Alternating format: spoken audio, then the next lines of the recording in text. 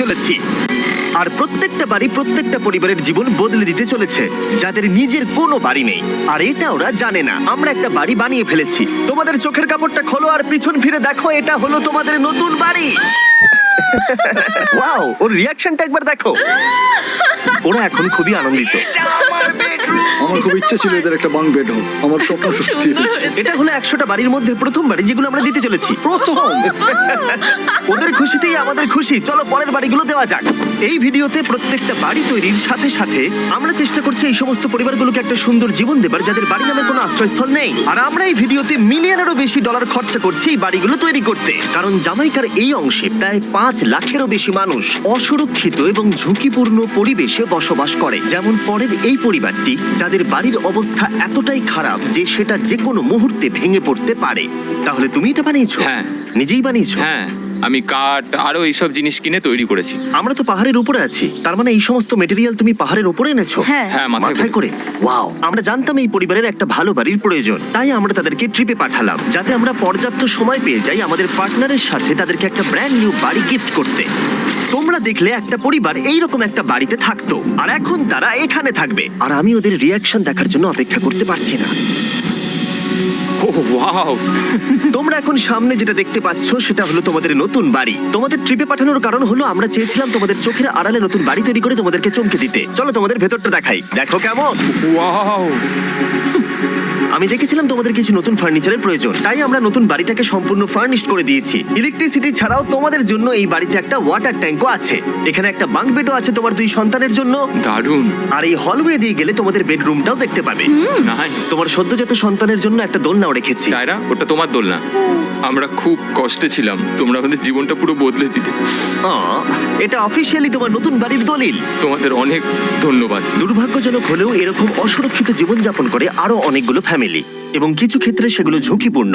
এইখানে একটা পরিবার বসবাস করে। আমরা জানতে পারলাম এখানে ছাদ থাকলেও সেটা কোনো কাজের নয়। যখনই বৃষ্টি হয় এখান দিয়ে জল পড়ে, এখান দিয়ে জল পড়ে, এখান তার দিয়ে। সন্তানেরা ভিজে যায় এবং ঘুমোতে পারে না, কিন্তু আজ থেকে সেটা আর কোনোদিনও হবে না।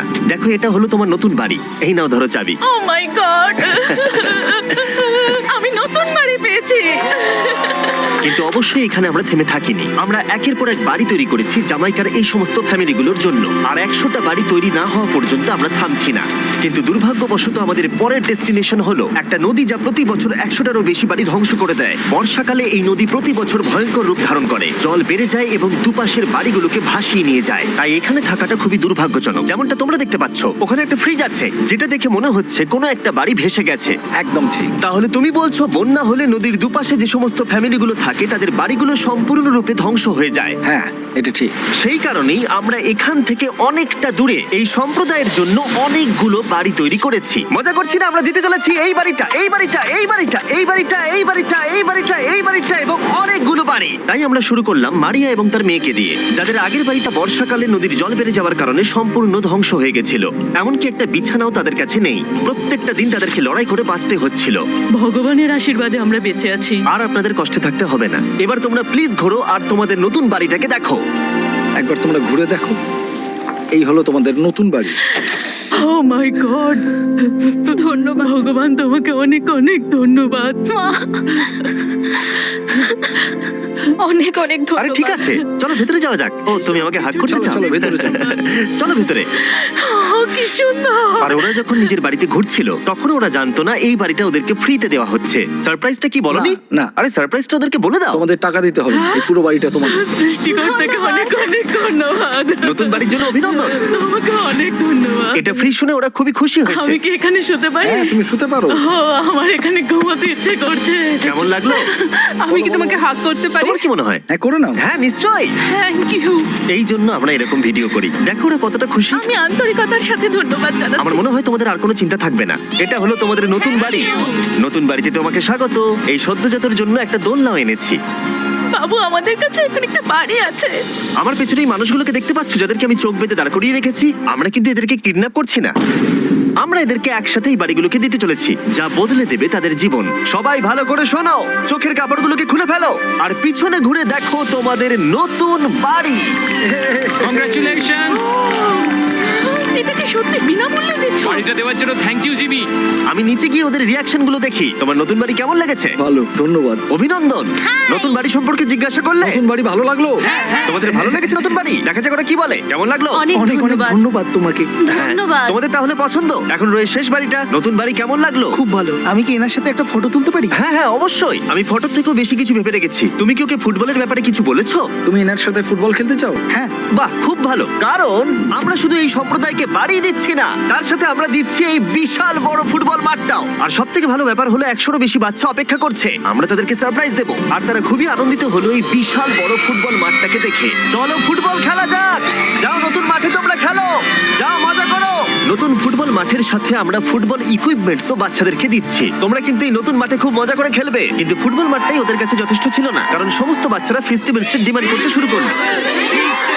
এই নাও ফেস্টিভ্যালস। ওরা সত্যি ফেস্টিভ্যাল খুব পছন্দ করে। মনে হচ্ছে আরো ফেস্টিভ্যালস আমাকে নিয়ে আসতে হবে। হ্যার সিজন থেকেও ভালো। এটা 100% সত্যি। ও যা বলছে তার সাথে আমি সহমত। কিন্তু এই সম্প্রদায় ছাড়াও এল সালভাডোরে এমন অনেক পরিবার রয়েছে যাদের সুরক্ষিত বাড়ির প্রয়োজন আছে। তাই আমরা যথাসম্ভব চেষ্টা করছি তাদেরকে নতুন বাড়ি উপহার দেবার। কিন্তু আমরা এখন অর্ধেক পার করেছি। আর্জেন্টিনার এই ছোট্ট সম্প্রদায়েরও বাড়ির প্রয়োজন রয়েছে, আর আমরা সেখানেও একের পর এক বাড়ি তৈরি করে গেছি যাতে সেখানকার প্রতিটা বাচ্চা একটা সুরক্ষিত জায়গায় বসবাস করে বড় হয়ে উঠতে পারে। এখানেই আমাদের যাত্রা শেষ নয়, তাই আমাদের পরের গন্তব্য হলো মেক্সিকো। সেখানকার সম্প্রদায়ের জন্য আমরা একের পর এক বাড়ি তৈরি করে গেলাম। তারপরে আমরা গেলাম আমাদের পরের গন্তব্য কলম্বিয়াতে, আর সেখানে গিয়ে দেখতে পেলাম বাড়িগুলো ঝড়ের কারণে সম্পূর্ণরূপে ধ্বংস হয়ে গেছে। এর পরের পরিবার এই রকম একটা বাড়িতে বসবাস করত বললাম কারণ টর্নেডো এটাকে ধ্বংস করে দিয়েছিল। এই বাড়িগুলো এখন বসবাসের উপযুক্ত ছিল না, তাই আমরা জন আর অ্যানার জন্য একটা নতুন বাড়ি তৈরি করলাম। আর এখন আমরা এই নতুন বাড়িটা ওদেরকে দেব। ওদের কোনো ধারণাই নেই ওরা নতুন বাড়ি পেতে চলেছে।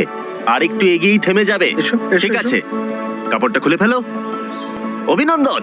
আমি জানি তোমাদের বিশ্বাস হচ্ছে না, কিন্তু এটা তোমাদের নতুন বাড়ি। তুমি দরজাটা খুলে দেখো।